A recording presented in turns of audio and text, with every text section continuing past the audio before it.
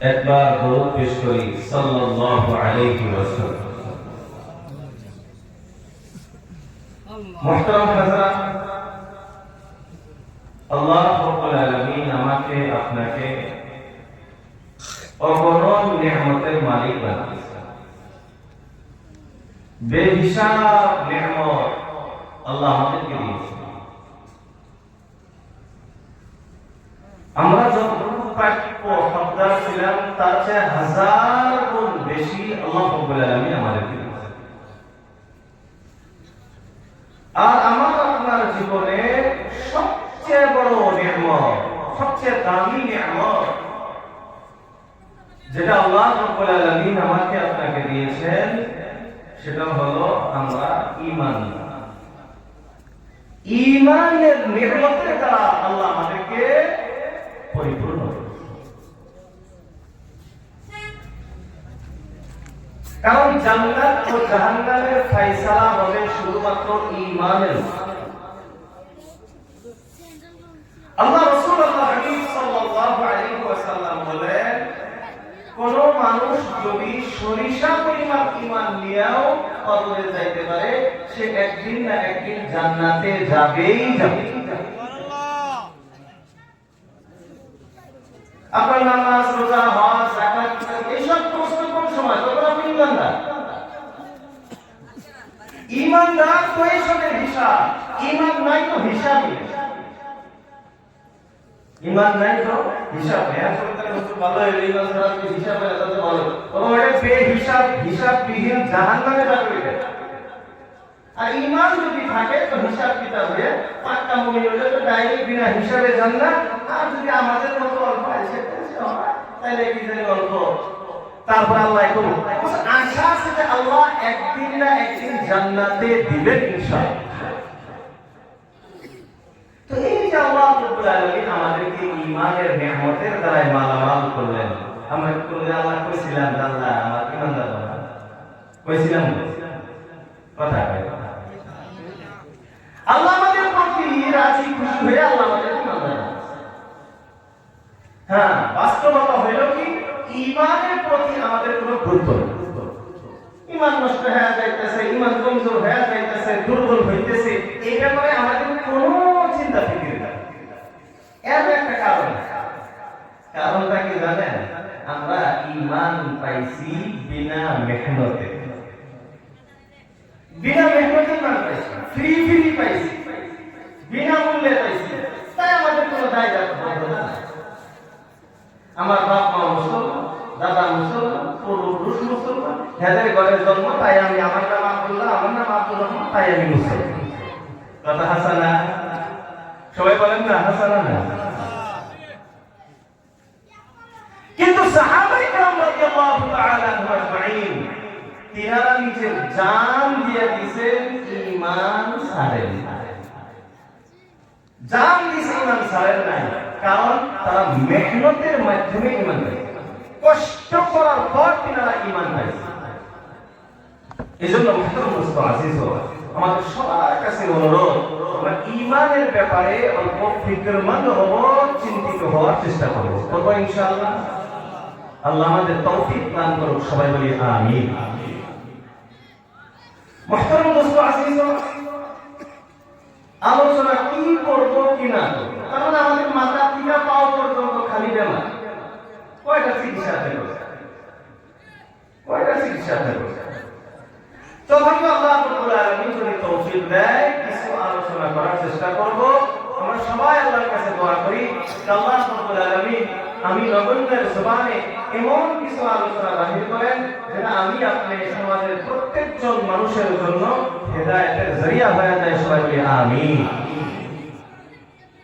মুহতারাম হাজরাত, এই যে একটা আজকে জলসা, এটা মাদ্রাসার পক্ষ থেকে আয়োজন করা হয়েছে, তাই না? এই মাদ্রাসাটা আমরাই করছি, আমরা নিজেরা না করে আমাদের পূর্বপুরুষ মাদ্রাসাটা স্থাপন করছে, তাই না? মাদ্রাসা এটা মুসলমানদের জন্য হলো মূল স্তম্ভ, মূল খোঁটা মাদ্রাসা। কেমন ভাবে মূল খোঁটা? যতদিন মাদ্রাসা থাকবে ততদিন মনে করেন আমাদের ঈমান থাকবে। যেদিন মাদ্রাসা থাকবে না, মনে করতে হবে আমাদের ঈমানও থাকবে না। এখন বললাম আমি তো ঈমানদারি আছে। আজকে আপনি ঈমানদার আছেন, কিন্তু আজ থেকে 50 বছর পরে চিন্তা করেন না, আজান দেওয়ালা কাউকে পাওয়া যাবে, কোরআন পড়নেওয়ালা পাওয়া যাবে, কবরে দফন করনেওয়ালা কাউকে পাওয়া যাবে যদি মাদ্রাসা না থাকে? আজ এই পৃথিবীতে অনেক মানুষ আছে মাদ্রাসার বিপক্ষে, মাদ্রাসার বিরুদ্ধে কথা বলে। বলে কি বলে না? সবাই বলেন না? বলে কি বলে না? সমাজে অনেক লোক আছে বলে আমাদের মাদ্রাসার প্রয়োজন নাই, প্রয়োজন নাই। আরে বাবা, মাদ্রাসার প্রয়োজন নাই, কিসের প্রয়োজন আছে? কিসের প্রয়োজন? মাদ্রাসা যদি না থাকে, তোমার কালেমা তোমাকে কে শিক্ষা দিবে? নামাজ তোমাকে কে শিক্ষা দিবে? আযান তোমাকে কে শিক্ষা দিবে? তোমার দফন কখন কে শিক্ষা দিবে? জানাজা কে শিক্ষা দিবে? এই দায়িত্বটা কে নিবে? একজন ডাক্তার, সিম্পল একটা উদাহরণ দেই, না খারাপ হবে না। একটা ডাক্তার, একটা ইঞ্জিনিয়ার মাসে 10,000 টাকা, 12,000 টাকা এসে খেদমত করবো, কাম করবো, কাম করবো।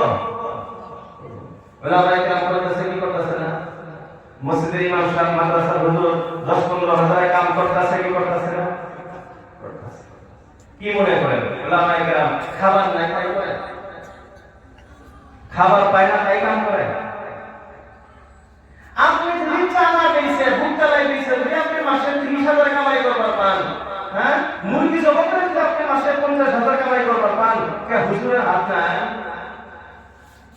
কথা কয় না নাই? কে ভুট্টালাই বেচা যাবো না? চানা বেচা যাবো না? কাপড় বেচা যাবো না? ফার্মে মুরগি কাটে বেচা যাবো না? বেচা টাকা অনেক ইনকাম করা যাবে, কিন্তু উলামায়ে কেরাম এনারা সব এই দুনিয়াকে ছেড়ে এনারা আমার আপনার সন্তান ও আমি আপনি কিভাবে জান্নাতি হইতে পারি এই চেষ্টা ওনারা করতেন। এই জন্যই তো আল্লাহ রাসূলুল্লাহ হাবিব বিশ্বনবী সাল্লাল্লাহু তাআলা আলাইহি ওয়াসাল্লাম বলেন, খায়রুকুম মান তাআল্লামাল কুরআন ওয়া আল্লামা। আল্লাহ রাসূলুল্লাহর হাবিব বিশ্বনবী সাল্লাল্লাহু আলাইহি ওয়াসাল্লাম বলেন, খায়রুকুম মান তাআল্লামাল কুরআন। তোমাদের ভিতরে শ্রেষ্ঠ উত্তম হলো ওই ব্যক্তি মান তাআল্লামাল কুরআন, যিনি নিজে কোরআন শিক্ষা করে, ওয়া আল্লামাহু, আর অপরদেরকে কোরআন শিক্ষা দেয়। যারা নিজের সবকিছু ছেড়ে দিয়ে কোরআন শিক্ষা করা এবং কোরআন শিক্ষা দেওয়ার ভিতরে ব্যস্ত থাকে, আল্লাহ রাসূল বলেন সমাজের ভিতরে সবচেয়ে ভালো মানুষ এটা, সবচেয়ে উত্তম এবং দামি মানুষ আল্লাহর কাছে এইজন। কিন্তু বাস্তবতা হলো, আমাদের সমাজের বাস্তবতা হলো, যারা মাদ্রাসায় পড়ে, যারা মাদ্রাসায় পড়ায় তাদেরকে আমরা তুচ্ছ তাচ্ছিল্যতা করি, বলেন ঠিক কিনা? তাদেরকে আমরা ঘৃণা নজরে দেখি। বন্ধুরা আমার, এই সমাজে অনেক বুদ্ধিজীবী আছে। আপনার সন্তানকে আপনি মাদ্রাসায় দিবে, সঙ্গে সঙ্গে আপনাকে হাসি মুখে বলবে, ভাইজান আপনার সন্তানকে মাদ্রাসায় দিলে কি কইরা খাবো? কি কয়? কি কয়? কি কইরা খাবো? মনে হয় সমস্ত রিজিকের দায়িত্ব নিচে নিচে, মাদ্রাসা বললে হ্যাঁ খাবার দিন না। কথা আছে না? এরে বন্ধুরা আমার, আপনাদের জবাব দেন, উলামায়ে কেরাম আপনাদের চেয়ে কম খায় না বেশি খায়? সবাই বলেন না? আপনাদের চেয়ে খারাপ খায় না ভালো খায়? কথা কইতাছেন না? এরা আল্লাহর গোলাম, আল্লাহ রব্বুল আলামিনকে সাক্ষী রেখে বলতেছি, আল্লাহ রব্বুল আলামিনকে সাক্ষী রেখে বলতেছি, আল্লাহর কসম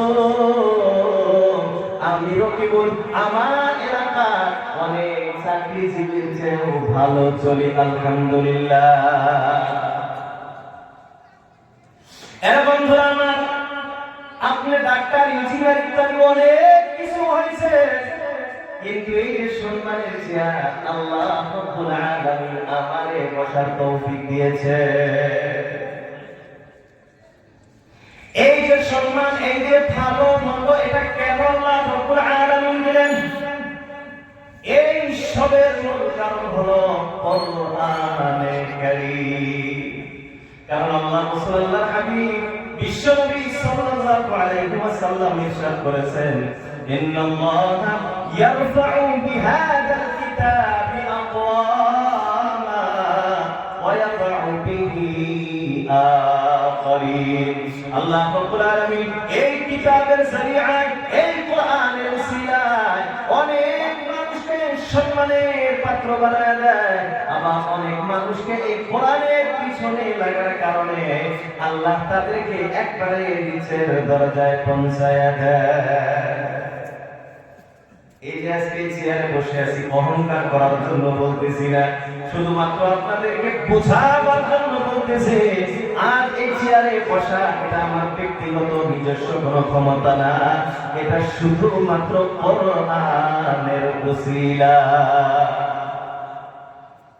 এরা আল্লাহর গোলাম বলতেছিলাম, অনেক বুদ্ধিজীবী বলে মাদ্রাসায় পড়লে কি খাবে?